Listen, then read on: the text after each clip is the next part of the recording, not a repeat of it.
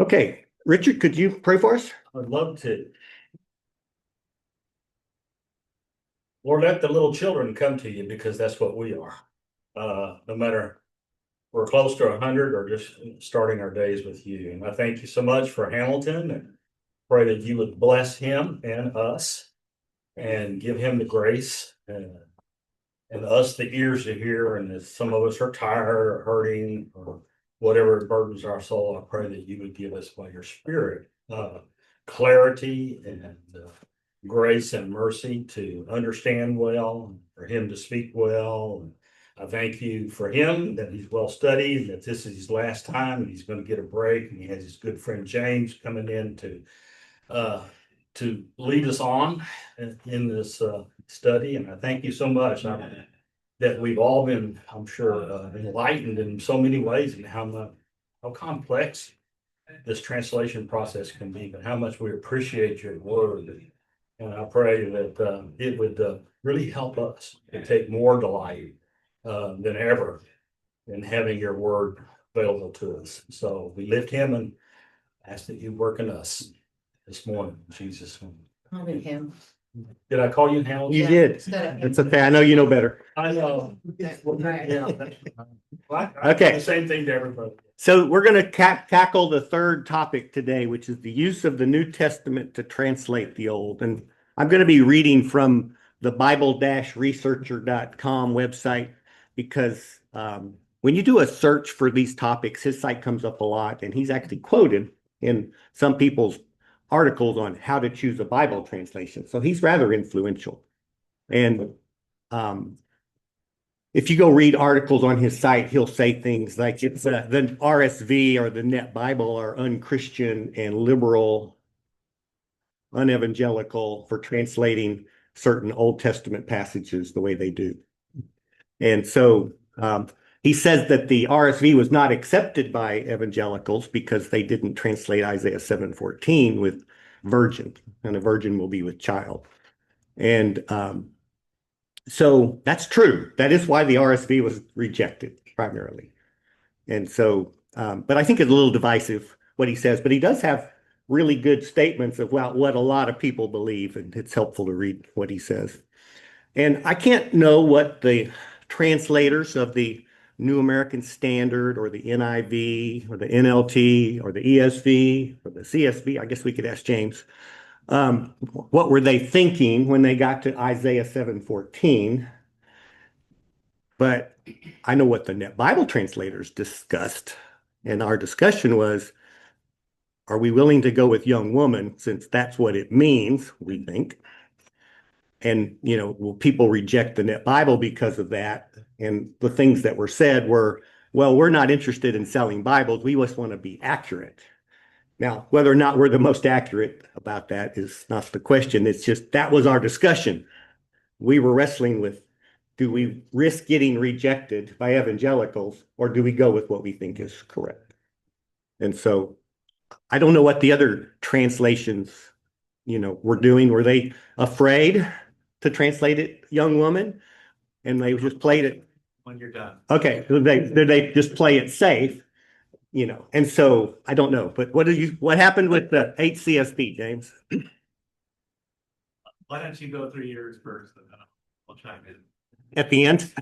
Well, are you gonna? I am gonna cover this passage in a minute. Yeah, I'm gonna, I'm just covering James. I'm gonna, just a little section is on Isaiah 7. Okay. So you can tell me when we get there. Yeah, why don't you cover it if you want to say it? So anyway, so that is an issue, okay? So the Bible researcher guy says, the New Testament treatment of the Old Testament is a complex subject, and we cannot treat it fully here. To put it very briefly, we will say that the New Testament authors often interpreted passages of the Old Testament in ways that go quite beyond the literary or historical contexts of the passages. To the apostles, the words of Scripture were directly inspired by God, and their meaning is not limited to meanings which can be supposed to have been in the minds of the human authors on the basis of historical considerations.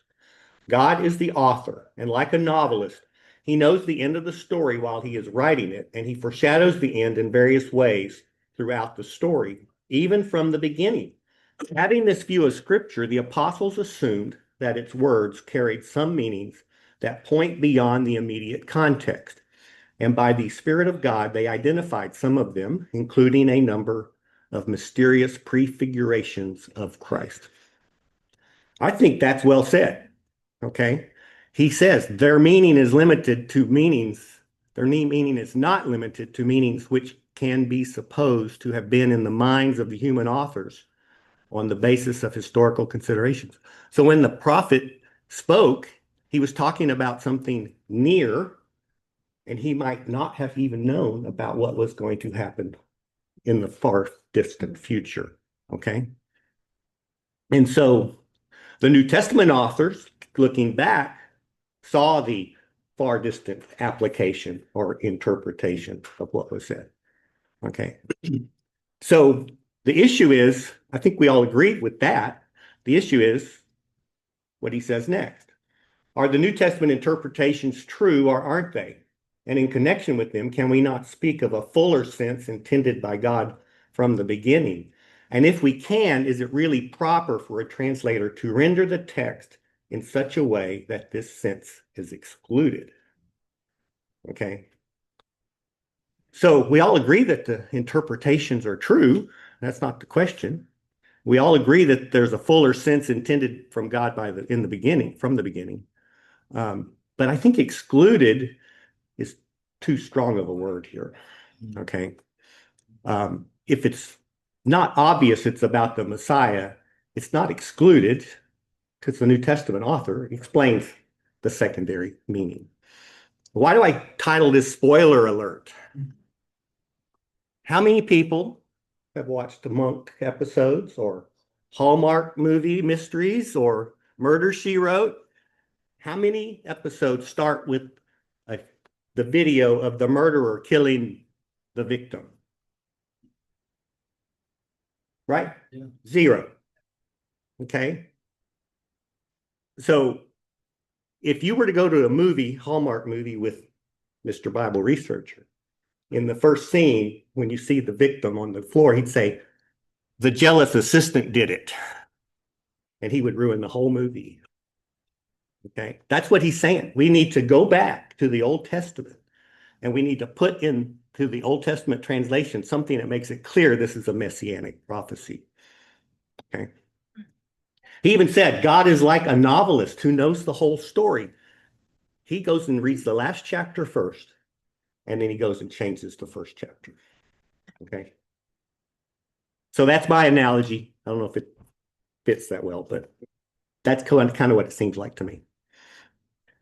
The Net Bible preface says a very important concept for understanding the translation philosophy of the Net Bible and how these three contexts, grammatical, theological, historical, work together in progressive revelation. And every time I read that, I go, they're missing a verb or something. Simply put, progressive revelation recognizes that God reveals himself, his nature, as well as his word plans, and purposes over time. He did not reveal everything about himself and what he was doing in the world all at once. Instead, he graciously revealed more and more as time went on. Later revelation serves to complement and supplement what has come before. The relation of this reality to translation work creates a great deal of tension, especially as it relates to the theological context, because certain earlier passages are clarified by later ones. Does the translator translate the older passage with a view to the clarification that the later passage brings, or does the translator concentrate solely on the native context of the older passage? The translators and the editors for the Net Bible have generally chosen to do the latter for a variety of reasons. A translation which takes into account the progress of revelation will be true to the three contexts discussed above. It's also very beneficial to the Bible reader to have the progress of revelation accurately represented in the translation of particular texts. This helps the reader see how God has worked through the centuries, and it helps the reader to stand more accurately in the place of the original recipients of the text.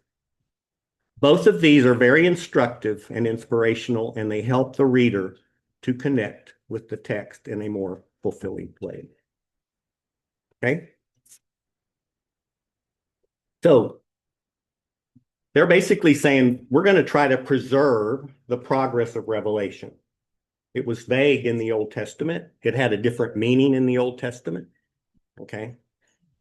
And then we now know the fuller meaning because of what's read in the New Testament. That makes sense? Any questions? What's the first phrase in that verse though? The first phrase? Yeah. Where? In Isaiah 7:14, it says, God himself will give you a sign. Yeah. Doesn't that actually preface, this is not something that's usual? Yeah, it could be. I mean, we'll talk about that here in a second. Okay. But yeah. Yeah. You know, I think this does a good job mentioning the kind of the positives of doing it this way, but I think one thing that's always been helpful for me is also considering the negative. If you impose the New Testament meaning on the Old, you can rob the Old Testament of its meaning as well. I don't know if that's but that's something that I thought about often, that you can actually miss something that was Yeah. going on in that historical. Well, you can miss things when you're reading the Old Testament if you don't have it all spelled out for you. No, I mean, even in the context, for example, in this verse, if it's pointing to Maharshala, which is one of the interpretations, right? It's like you can miss that if it's fully retranslated to only point to Christ. Yeah. Oh, so you're missing something in the Old Testament Yeah, you context. could rob the Old Testament off of its meaning. Correct. I misunderstand. You are correct. You could miss what's going on in the Old Testament context if you translate it for the New Testament meaning. Okay. So the big passage is Isaiah 7:14. And the question is it virgin or young woman? The RSV, NRSV, the NET, the Bible in Basic English, they go with young woman. The virgin, 41 of the 56 translations, I think, on Bible Gateway go with virgin. So that's the majority view. So let's just go read that passage so it's fresh in our mind. Start with verse 10. The Lord again spoke to Ahaz. Ask for a confirming sign from the Lord your God. You can even ask for something miraculous. But Ahaz responded, I don't want to ask. I don't want to put the Lord to a test. So Isaiah replied, pay attention, family of David. Do you consider it too insignificant to try the patience of men? Is that why you are also trying the patience of my God?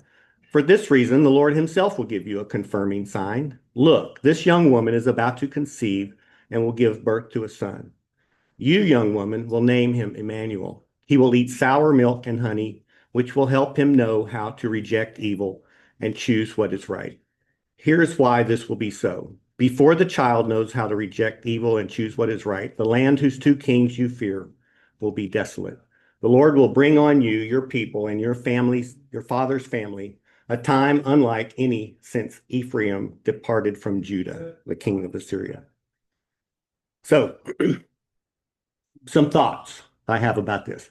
He says God will give you a sign, but not necessarily a miraculous sign. It's just before this lady's kid is of a certain age, this will happen.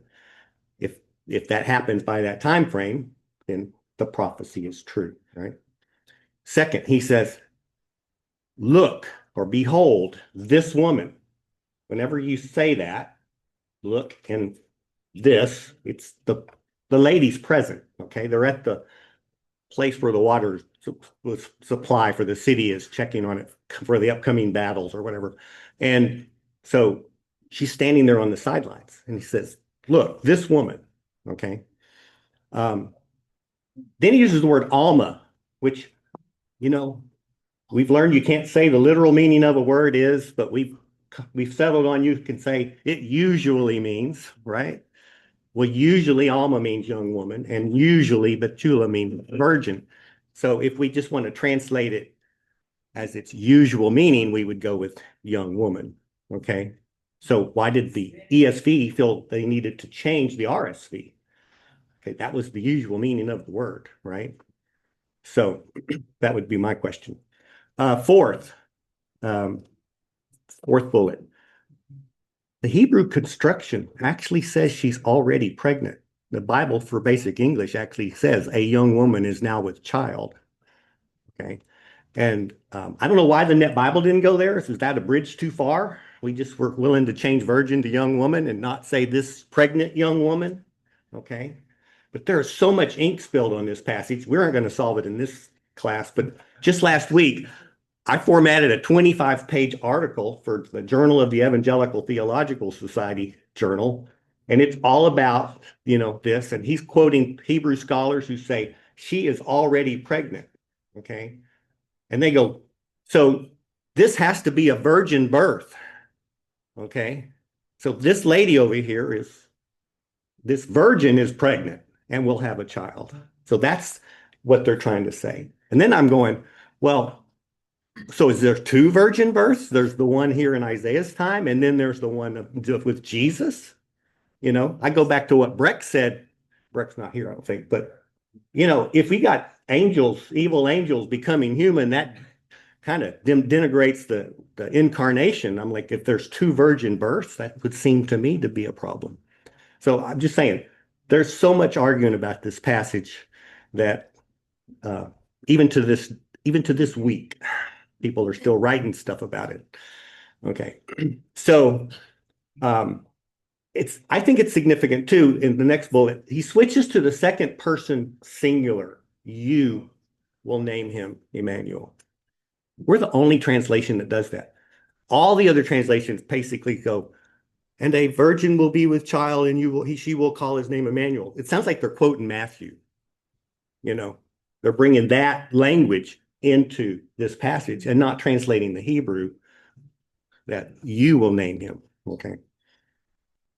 So, is the point of the passage that this lady will have a virgin birth? I don't think so. Especially when it sounds like the Hebrew requires, and I've talked to my Hebrew expert. He's like, I really want to change this because that's what the Hebrew says. So, and I don't think the Jews were looking for a virgin birth. Nobody back then knew that. When Herod says to the wise men, what do we know about the Messiah? We know he'll be born in Bethlehem. Oh, and he'll be born of a virgin. No, they didn't say that. So they weren't looking for that. So one other thing that's often said about this passage is, well, the Septuagint uses Parthenos, which is the Greek word for virgin.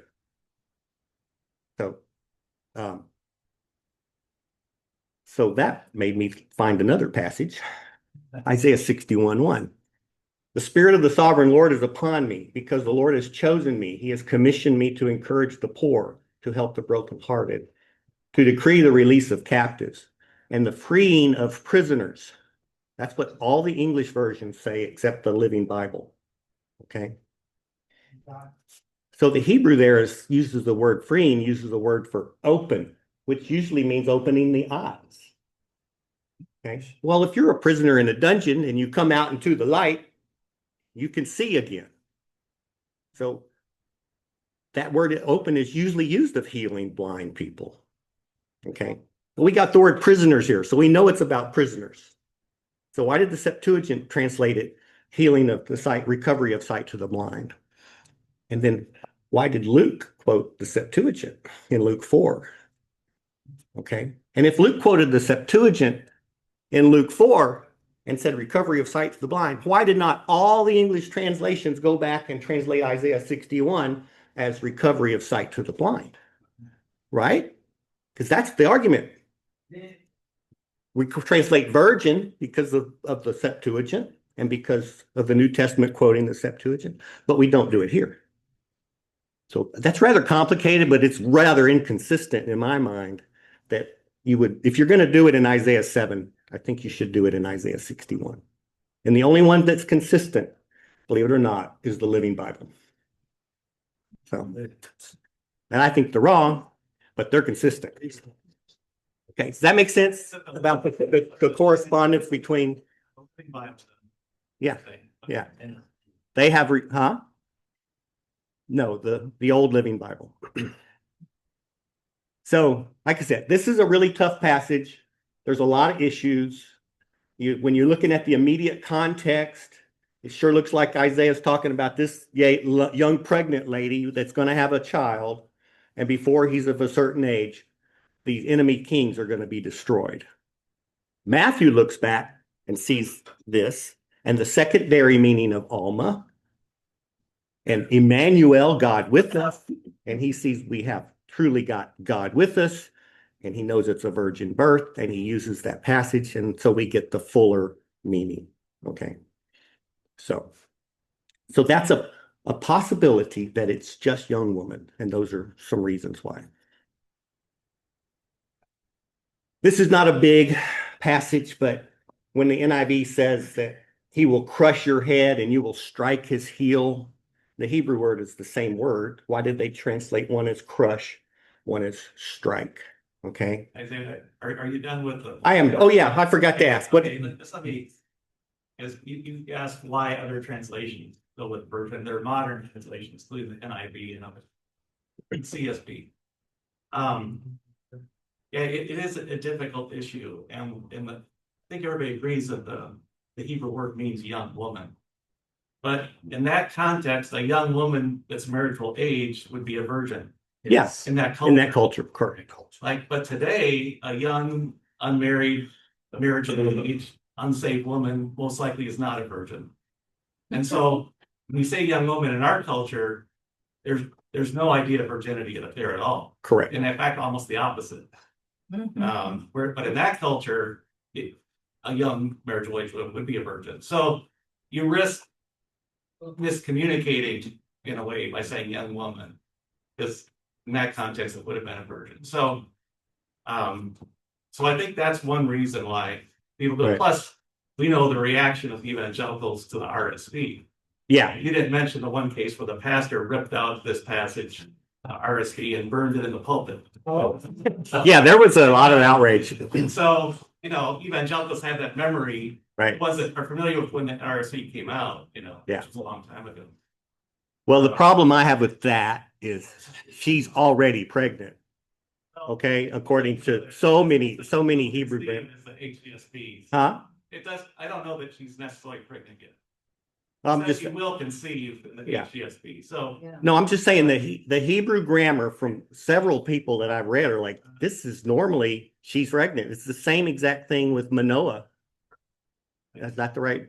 Samson's wife. I mean, mother. So So anyway, it's Samson's I just wanted mother. to chime in. Yeah. What young woman communicates in that culture versus. Oh, I agree. It definitely does. It does mean that.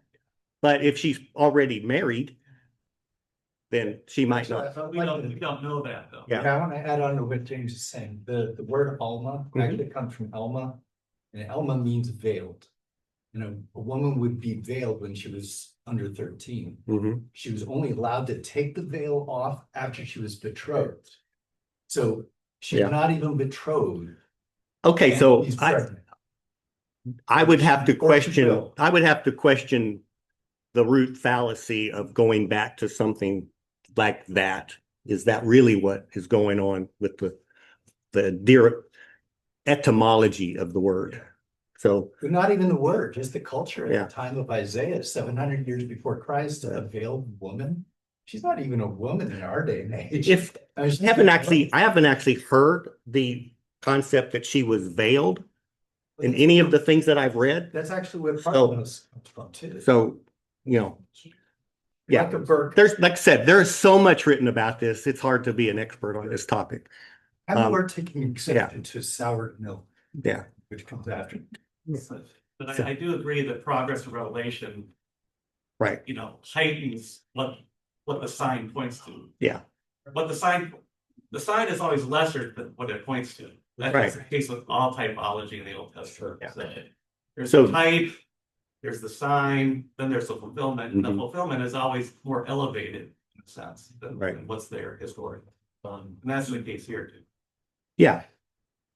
So I'm just trying to point out there's a lot of arguments for it just being a young woman, even a young pregnant It definitely woman, means young woman.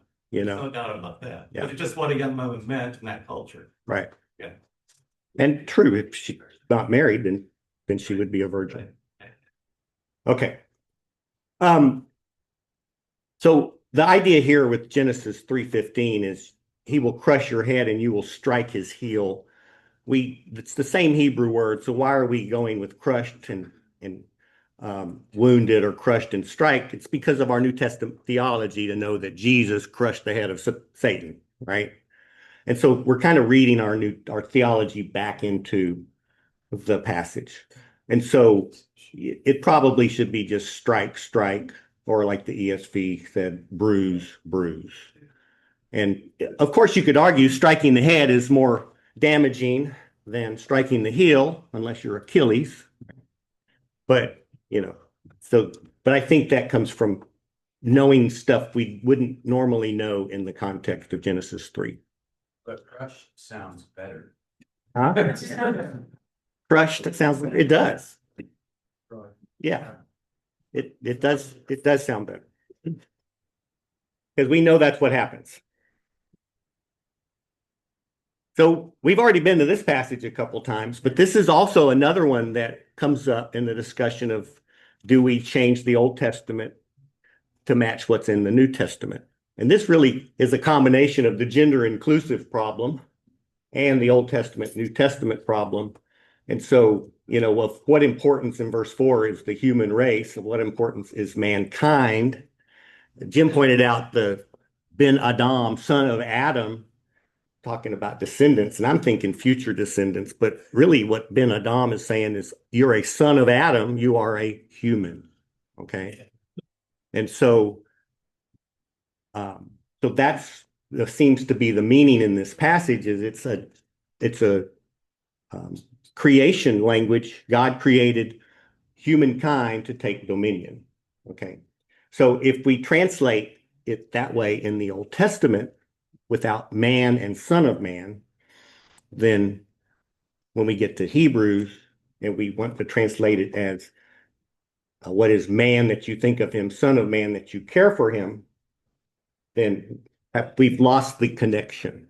Okay. And so, so that's the question there. And so people are saying you need to translate the Old Testament the same as the New Testament, that you do the New Testament, to keep the connection. Okay. And we talked about why we went with man, son of man. And it was more of the idea that it's man, son of man, and Jesus, he's the man, kind of like our Nicodemus passage last time. So what we have in the various translations of this passage in Psalm 8 is human race and mankind for the net. Mortals, human beings for the NLT, human beings, mortals in the NRSV. NIV 2011, mankind and human beings. NIV 84 was man and son of man. And the CSB has human being and son of man. And the HCSB had man, son of man. So CSB is getting halfway there. So they're trying to be more gender accurate, perhaps, but they did change that. So I talked with Brian Webster, my Hebrew friend, Hebrew professor, and his comment was, both man, Anash, and the son of man, Ben Adam, can be used of humanity or an individual. The following verses sound very like creation and mankind being his ruling image on earth, more so than sounding like the Davidic covenant. So I think that's the reason the net says human race. I think this is a perfect fit for the incarnation. Jesus joined humanity. Is it impossible that David also has a self-reference in there as a son of man? No, it's not impossible. In which case it could be extended to Jesus via the Davidic line. But let's say there is a double entendre. Does masking the original plain surface meaning to favor the derivative really help the full scope of exegesis or God's plan?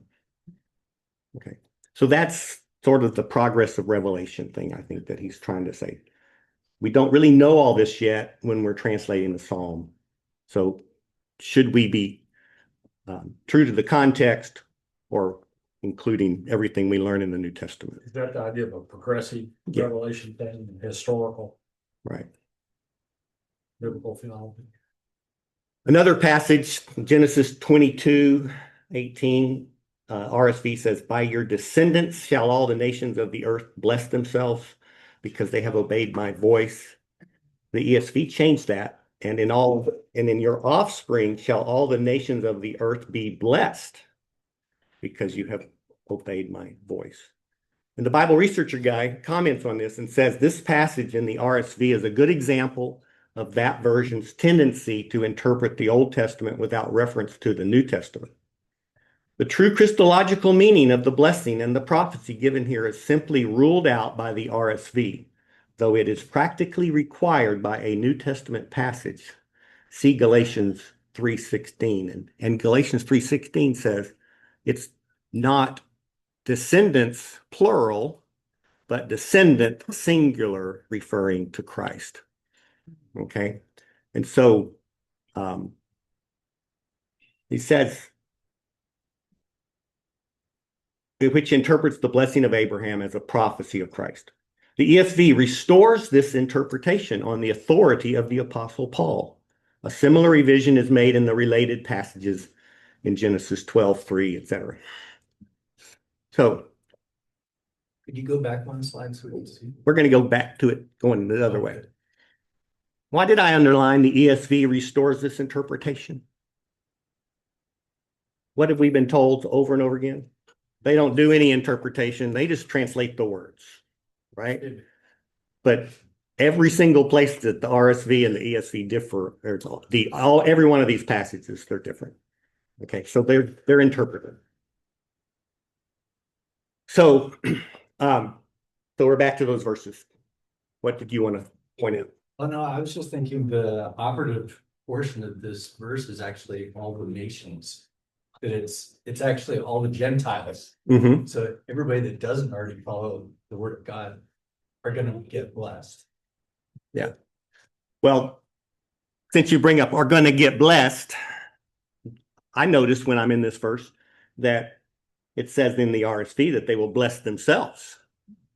Okay. And the ESV said they will be blessed. One is reflexive, I shaved myself, and the other one is passive, I was shaved by the barber. Right? So what's going on? Oversimplification. There's 5 passages like this, and in 2 of them, they are reflexive. Okay? And in 3 of them, they're passive. The RSV translated all 5 as reflexive, bless themselves. The ESV translated all 5 as will be blessed. Okay? Following the New Testament, fulfilled. The Net Bible actually followed the grammar, and they translated that 22:18 as all the nations of the earth will pronounce blessings on one another using the name of your descendants. Okay? Instead of by your descendants, tell all the nations of the earth bless themselves. So that's following the grammar. If I bless you in Jesus' name, I have done exactly that. Right? And so both are included. But that was another sticky point that we argued about a lot. So here's another one. Psalm 16, verse 10. For thou didst not give me up to Sheol, or let thy godly ones see the pit. The Net Bible does the same as the RSV there. The ESV, for you will not abandon my soul to Sheol, or let your Holy One see corruption. That's the NIV, New American Standard, NLT. What does the CSB have there? Do you know, James? Not off the top of my head. Yeah. So Acts 2:31, David says, David, by foreseeing this, spoke about the resurrection of the Christ, that he was neither abandoned to Hades, nor did his body experience decay. Okay. So the Bible researcher guy says in Acts 2:31, Peter points out that this verse cannot apply to David, its human author, because David did in fact see corruption. His body was decayed. Therefore, we must understand that he foresaw and spoke about the resurrection of the Christ, that he was not abandoned to Hades, nor did his flesh see corruption. Peter's argument here depends in part upon the translation corruption for the Hebrew word shakat. The RSV translators preferred, however, to understand it otherwise, undermining Peter's argument. The ESV has corrected this. So, I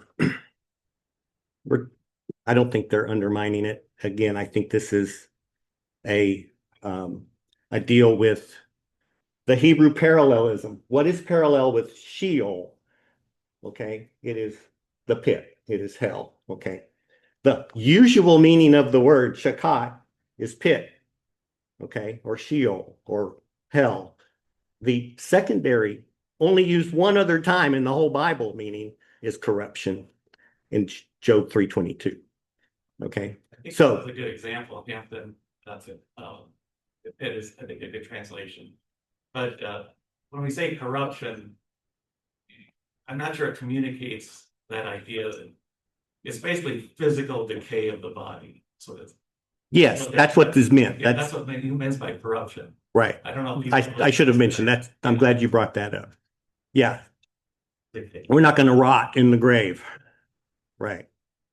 So if we're going to go with the usual meaning of the word, then why not translate it pit? And why would we go with the only used once meaning of the word, make this the second time and call it corruption? Okay. This is a situation where we talked about ambiguity. Okay. The word has two meanings.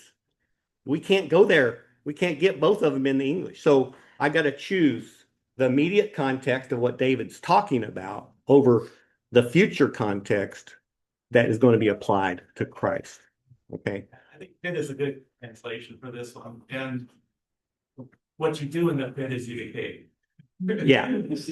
Right. So that's a secondary idea, but it's part of it, if you could call it that. Right. Okay. So those are just some examples. There's not a lot of verses where this matters, a dozen or two. Okay. But it is a thing that we have to deal with when we're translating. So I know you're not supposed to beat a dead horse. If you hadn't caught on already, I want to point out that we are definitely at the mercy of the interpreter's opinions on how to translate these Old Testament passages quoted in the New Testament. Okay. And the two most literal translations differ on every one of them. And so I had said this before, if literal translations were more accurate, then they would agree. Okay. And so a couple thoughts. One, I think we use the New Testament to interpret the Old Testament, but we don't use it to translate the Old Testament. Okay. We certainly want to make sure it doesn't conflict, but we don't necessarily want to take the secondary meaning from that. And if the English translation doesn't translate the Old Testament passage with the New Testament meaning, that doesn't mess up the typology or the prophecy. But I do think it obscures the progress of Revelation. Well, and I go back to the idea of he who has ears, let him hear, right? God gives us understanding of the prophecy. God gave the New Testament authors understanding of the prophecy. These prophecies weren't necessarily meant to be fully understood when they were spoken. Right. Yeah. In fact, if two guys on the road to Emmaus had an ESV or a New American Standard with them, when Jesus told them all those places that talked about him, they would go, yeah, we knew that. But just think about it. They were amazed when he told them that this passage is talking about me. This passage is talking about me. They didn't know that. That's the progress of Revelation. Okay. So, where they fit. Yeah. We started the class with the question, which is the best Bible translation, right? And I don't think there is a best, but I do think there are three philosophies that you have to understand. And now that you understand them, you can go, well, I like a literal translation. You know that it's not possible, but you like the idea of it and the word for word and the old-fashioned English you grew up with. And so, if you like that, then those are your translations that you can choose from. The CSB is more literal in the New Testament and more dynamic in the Old Testament, according to James. And so I kind of separated out that way. The reason for that is Greek is much closer to English than Hebrew is. Mhm. So if you're dealing with Hebrew, you have to make more movement in English. Yes, I always thought Hebrew is for artists and Greek is for engineers. Okay, so now you understand the issue about the gender. Do you want a gender inclusive translation, one that's trying to be accurate? Or one that's a gender defender, if you will. I moved the CSB up into the gender accurate because, and the NASB 2020, because CSB had like 550 more places where they didn't use man and men, and the NASB 2020 had 1,000. Okay.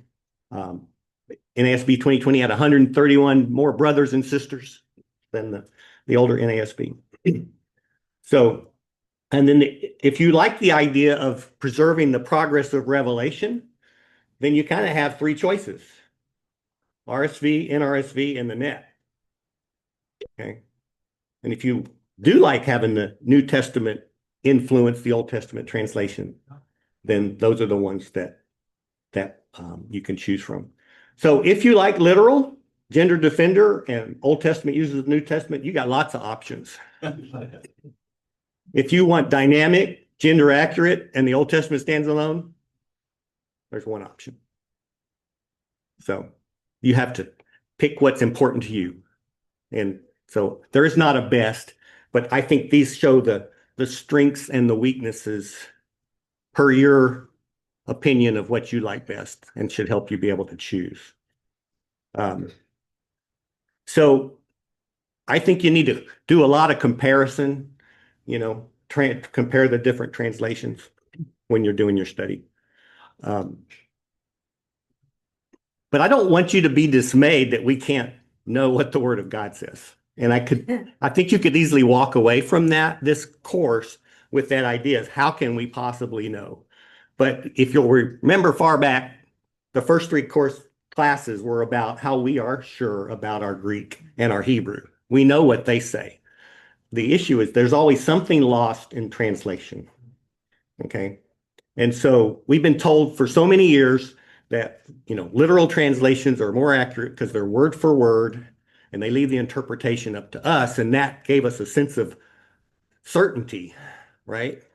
I might not understand this, but I know it's accurate, right? And so I think now that we've kind of pulled back the veil there a little bit, and now that you know how it works, maybe you might be willing to give a dynamic translation a try, or you might be willing to give a gender accurate translation a try, or whatever. So maybe that will help you figure out what Bible translation you like. Any questions? Okay. Well, the end. Next time.